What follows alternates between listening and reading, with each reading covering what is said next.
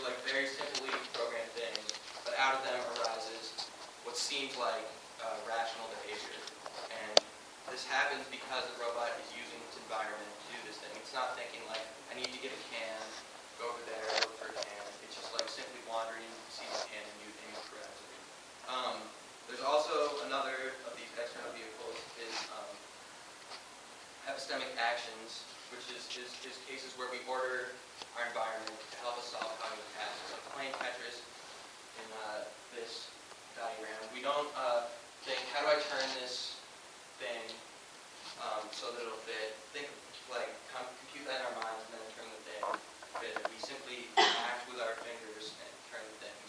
And finally, we have mental scaffolding with artifacts, which is a big thing. The classic example in this is doing math homework.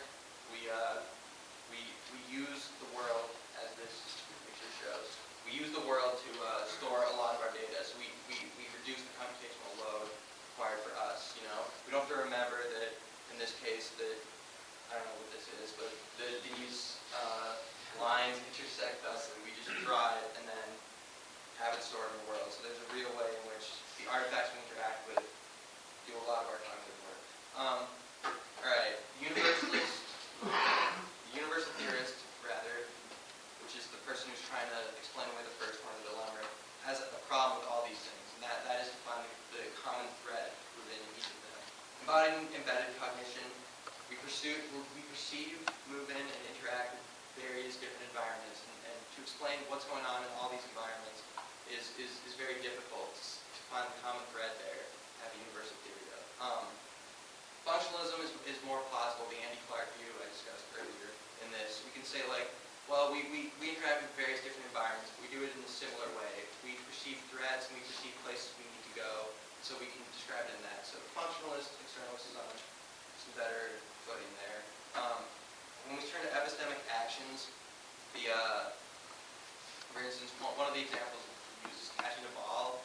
In order to solve this problem, we don't calculate where the ball's going to go. We simply walk, keeping the ball in line with our eyesight, so the second derivative is at 0. So it's like constant looks like it's not accelerating or anything, and then we catch the ball. And these things are very difficult to describe in one framework because, for one thing, they're one-off actions normally. We do solve these cognitive tasks in the world, and then we're done with them, and they're solved. And maybe we can give like some functionalist account, like we frequently use epistemic actions to help our memory by ordering our environment in certain ways or to solve certain tasks. But even there, the function of these tasks is the fact that the function of these tasks is what we're solving the problem. And the fact that there are many different ways in which we do this is problematic for universal theorists of either kind. Finally, scaffolding is the thing where we interact with things.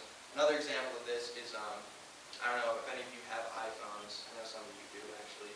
But it vastly expands your ability to do stuff. Are you ever having a debate about something? You no longer have to have that debate and think it out logically. You can just pull up your Wikipedia app and look things up, and that constantly very drastically expands your memory and ability to reason and stuff. And so, but to explain this in materialistic terms is almost impossible. What all these artifacts have in common, for instance, from pencils to iPhones to social organizations to using our partners' movements when we're dancing.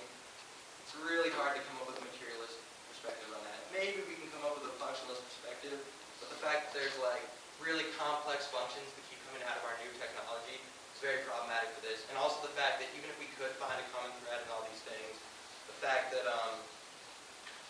we're constantly coming up with new technology and new functions seems really problematic for these people. Finally, the universal theorist has to explain how far we should go externally, how globally we should make things. No one really wants to say that every single cognitive process depends on environmental interactions, and but obviously how much something does is dependent on the task at hand we're trying to solve. And the real huge problem with this thing is that if we're trying to say the mind is universal and always exists, really what seems like the only thing that's constant in all sorts of interactions is the agent. We're going to have to describe